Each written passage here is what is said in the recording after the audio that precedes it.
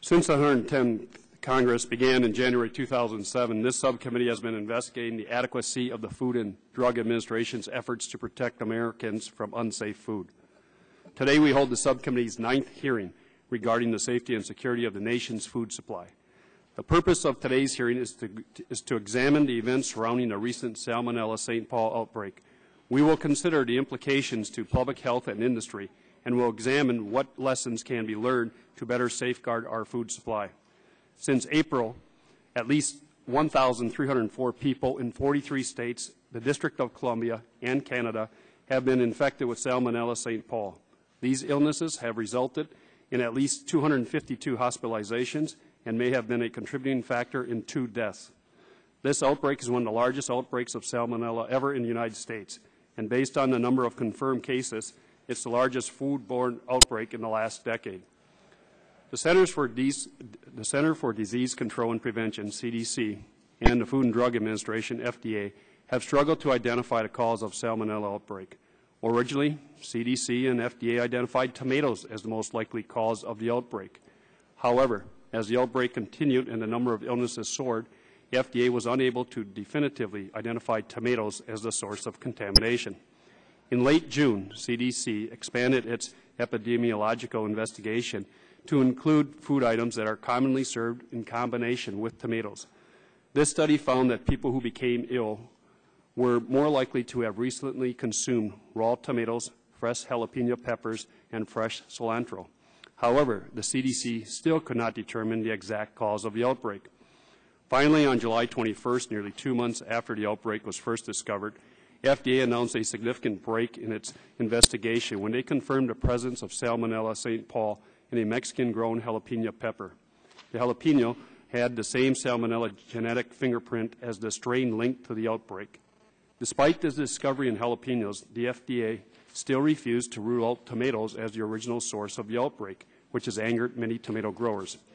Today we will examine why it took the FDA, CDC, and state public health agencies so long to identify jalapeno peppers as a source of Salmonella St. Paul. Further, we will explore what lessons for industry and government should be garnered as a result of this outbreak. Perhaps most importantly, we will try to determine which aspects of this outbreak investigation worked well and which failed, so that regulators and the affected industry will be better prepared to rapidly respond to future outbreaks. For example, we will examine a portion of the Bioterrorism Act of 2002, which was designed to ensure the traceability of food. The Act directed the Secretary of Health and Human Services to issue regulations regarding the establishment and maintenance of records by most people and companies that manufacture, possess, pack, transport, distribute, or receive food. Most notably exempt from this requirement are farms and restaurants. The regulation requires that records must be kept to allow federal investigators to identify the immediate previous sources and subsequent recipients of food in order to be able to quickly respond to threats to our food supply. However, in discussions with committee staff, Dr. David Atchin, FDA's Assistant Commissioner for Food Protection, otherwise known as the Food Czar, stated that the Bioterrorism Act did not function as intended during this outbreak because the Bioterrorism Act does not require a particular format for maintaining records. Most food companies have their own unique system of record keeping, which, according to FDA officials, has caused significant delays in FDA's traceback investigation. While FDA has ultimately been able to trace back commodities associated with this outbreak, it has been too time-consuming of a process requiring countless hours trying to link one company's records to the next.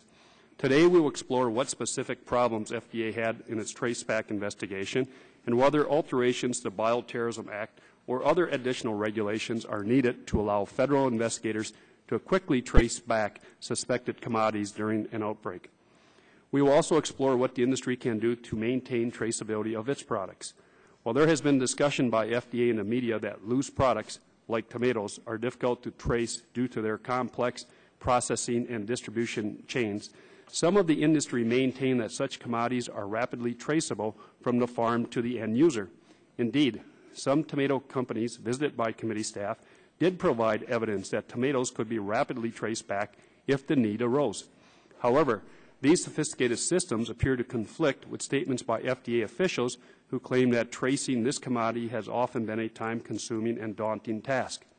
Today we will discuss whether there are particular systems that can be adapted by industry to enhance traceability, particularly for high-risk commodities. Finally, we will also hear a host of criticism from industry directed at the FDA and CDC for the way they conducted its outbreak investigation. For example, we will hear that the FDA often did not share or solicit critical data and other information from food safety agencies. We will hear that the way state health agencies interact and share data with key federal agencies, such as the FDA and CDC, is often inefficient, overly bureaucratic, and sometimes even counterproductive. We will hear that by failing to adequately coordinate with key state agencies, both FDA and CDC missed important opportunities to leverage scarce federal resources with state resources to conduct investigations and field work related to the investigation. We will hear that neither CDC nor FDA worked closely enough with state agencies to understand key produce distribution patterns, and if they had, they would have realized early that based on geographic distribution patterns of the illness, the source of the Salmonella was likely not from Florida. Finally, we will hear that because there were over 3,000 local health departments and 50 state health departments working under different public health laws, there's a tremendous variability in the capacity to respond to disease outbreaks, which can have produced consequences on the ability to pinpoint a contamination source. These and other troubling issues related to this outbreak continue to be uncovered as we move forward with this investigation. While we understand the FDA's and CDC's investigation into this outbreak is ongoing, it's important to find answers and solutions to the key failures that have been identified up to this point. At a minimum, the FDA and the CDC must convene an independent post-mortem task force, which includes local, state, federal, scientific, and industrial officials related to this outbreak, to study which features of the investigation broke down and how the system can be improved. While this Salmonella outbreak has sickened scores of people and caused great economic damage to the produce industry, we are fortunate that this does not appear to be an intentional contamination of our food supply. If we do not learn from this case and rapidly improve our food safety system, we will be doomed to repeat the failures of the current outbreak. The American public deserves better from industry and our state, local, and federal agencies. That completes my opening. The next turn to Mr. Shimkus, Ranking Member